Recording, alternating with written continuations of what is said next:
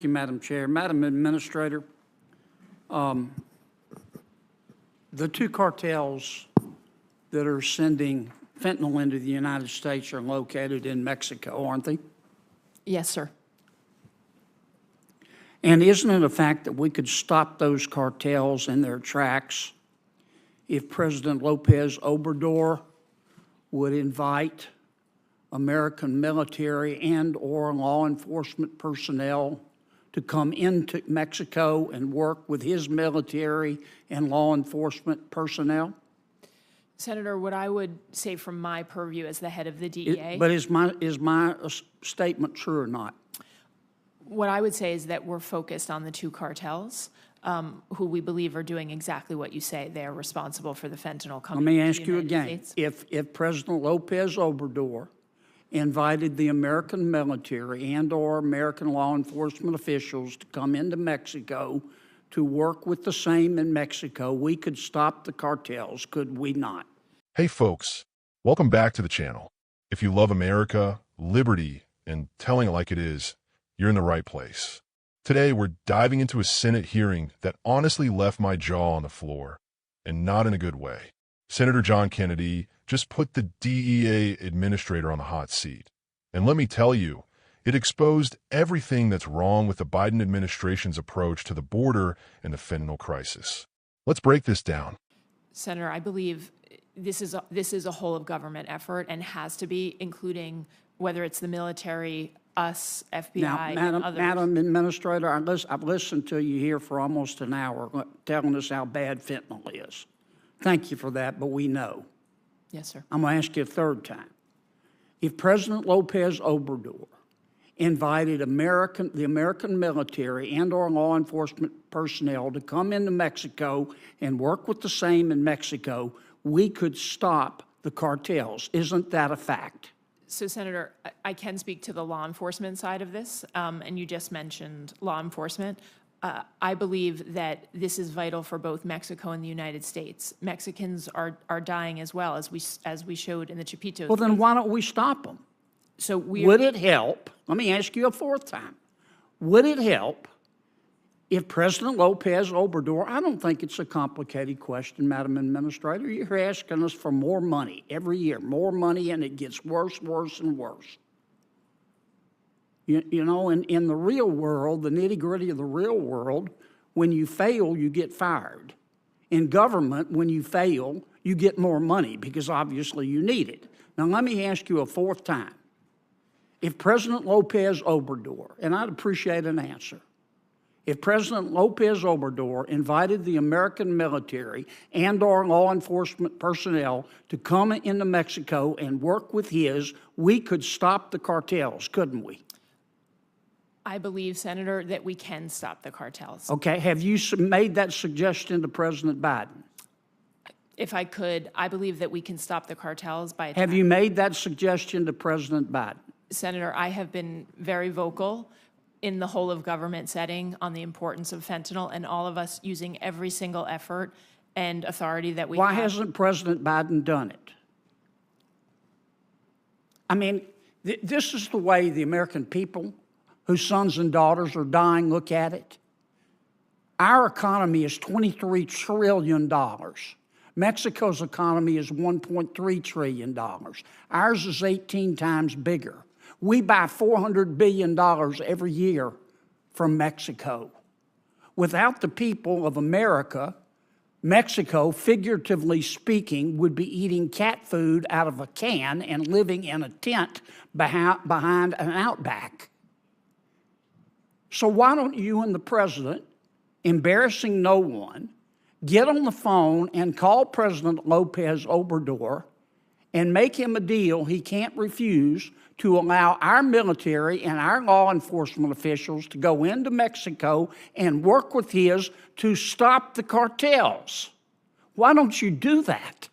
Senator, what I am doing every single day is working with the incredible men and women of DEA who are risking their lives across 334 offices worldwide. And I appreciate that, but you're not doing what would work. Why won't you do what will work? Senator, why don't you call the president this afternoon and say, Mr. President, Let's call President López Obrador privately and make him a deal he can't refuse. Because we both know that President López Obrador has neither the ability nor the will to stop the cartels. But yet we go along and pretend that they're our friends, and Mexico is our friend.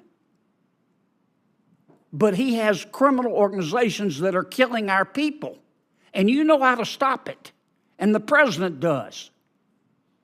And you're not doing it. Senator, we are working every day to stop it. But you're not doing what would stop it. We are transforming, and we are working in countless ways across the globe to do what needs to be done for the American people. And there is nothing that the men and when women... it's important to you, you make it happen. When it's not important to you, you make an excuse. Senator Kennedy asked the simplest, most obvious question any American would want answered. If the president of Mexico invited the U.S. military and law enforcement into Mexico to help them, could we stop the cartels? He asked it 4 times. And you know what he got? Bureaucratic runaround. Excuses. Not a straight answer until he practically dragged it out of her. Now, as a proud American, as someone who loves this country and is sick of seeing our people poisoned by fentanyl coming straight from Mexico, I'm going to say what the politicians won't. We absolutely could stop these cartels if our leaders had the backbone to do it. Let's talk facts. Fentanyl is killing tens of thousands of Americans every year. Our sons, our daughters, our neighbors. This isn't a theoretical debate. This is a war on our own soil, and the enemy is flooding over our border because our leaders refuse to take the gloves off. Senator Kennedy is absolutely right. The United States has every tool it needs: military might, law enforcement, intelligence. We got an economy 18 times bigger than Mexico's. We buy $400 billion a year from them. Don't tell me we can't make a deal they can't refuse. Don't tell me President Biden can't pick up the phone and say, enough is enough. Either you let us help you clean up your house, or the gravy train stops. That's how real leadership works. But what do we get instead? Excuses. The DEA Administrator says it's a whole-of-government effort. Translation: more committees, more studies, more bureaucracy, and guess what? More Americans dying. This is what happens when you've got a government run by career bureaucrats and politicians who care more about not upsetting the globalist apple cart than protecting American lives. In the private sector, as Kennedy said, if you fail, you get fired. In government, you get a bigger budget and a pat on the back for trying your best. Let's be real. Mexico's president, Andrés Manuel López Obrador, has shown over and over again he's not going to take on the cartels. He doesn't have the ability, maybe not even the will. And our leaders pretend like Mexico is our friend while our kids die. That's not friendship. That's enabling. Why won't Biden and his administration do what it takes? Why won't they make the call? Are they afraid of offending someone? Afraid of optics? Folks, I'll tell you what they're afraid of. They're afraid of doing what works, because that would mean actually standing up for America first. If we sent in our military with Mexico's invitation, those cartels wouldn't stand a chance. We'd dismantle their operations in months. We have the best trained forces in the world. But instead, we get lectures about whole of government and transforming our approach. Give me a break. This isn't complicated. It's about priorities. When something is important to you, you make it happen. When it's not, you make excuses. And right now, it looks to me, and millions of Americans like me, that saving American lives just isn't important enough for this administration to do what works.